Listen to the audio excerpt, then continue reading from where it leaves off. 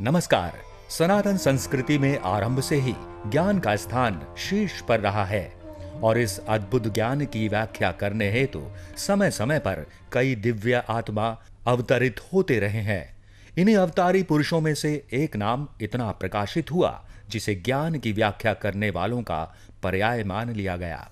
हिंदू धर्म को संवारने वाले इस दिव्य आत्मा को संसार आदि शंकराचार्य के नाम से जानती है। हिंदू धर्म को विकसित करने में आदि गुरु शंकराचार्य का महत्वपूर्ण योगदान रहा है।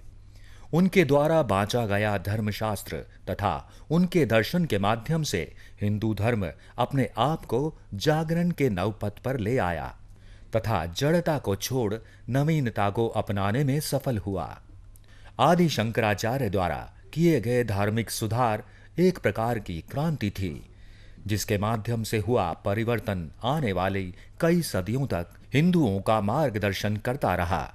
वे हिंदू धर्म के तथाकथित अनुष्ठानों की आलोचना किया करते तथा वैदिक पद्धति को अपनाने पर जोर दिया। इसके अतिरिक्त वे एक अद्भुत लेखक भी थे। भगवत गीता पर उनके द्वारा लिखी गई टिप्पणियों को पढ़कर उनके लेखन कला के बारे में जाना जा सकता है। वैदिक सिद्धांतों पर भी उनके द्वारा लिखा अद्भुत है। दर्शन शास्त्र पर उनकी शिक्षाओं ने हिंदू धर्म को काफी प्रभावित किया है।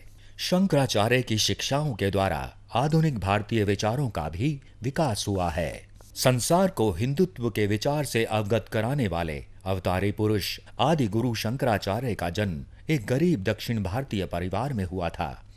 वे बाल्यकाल में ही आध्यात्म तथा धर्म से जुड़ गए। हालांकि उनके माता पिता चाहते थे कि वे विवाह करके गृहस्थ जीवन बिताएं, लेकिन आदि शंकराचार्य तो सन्यास के पथ पर चल चुके थे, इसीलिए वह विवाह से हमेशा मना करते रहे। लेकिन माता पिता के हृदय को दुखाकर वे सन्यास भी ग्रहण नहीं करना चाहते थे।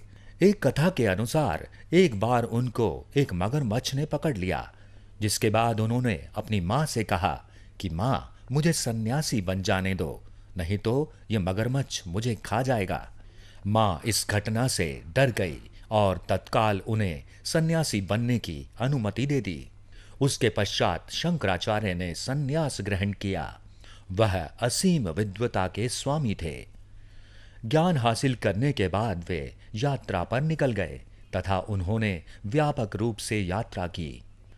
इस माध्यम से उन्होंने आध्यात्मिक ज्ञान को फैलाने का कार्य किया। इस दौरान वे कई बार पूरब से पश्चिम और उत्तर से दक्षिण की यात्रा करते रहे।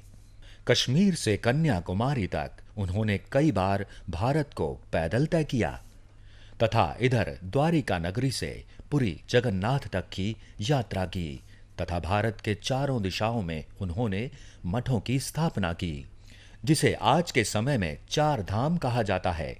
अतः चार धाम की यात्रा तीर्थ यात्रा के समान मानी जाती है। इसी दौरान उन्होंने कई साहित्यिक रचनाएं भी की।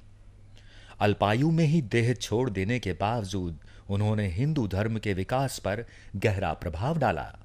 शंकराचार्य ने मात्र 32 की जीवन यात्रा में वो स्थान प्राप्त किया जो इतिहास में शायद ही किसी ने प्राप्त किया हो।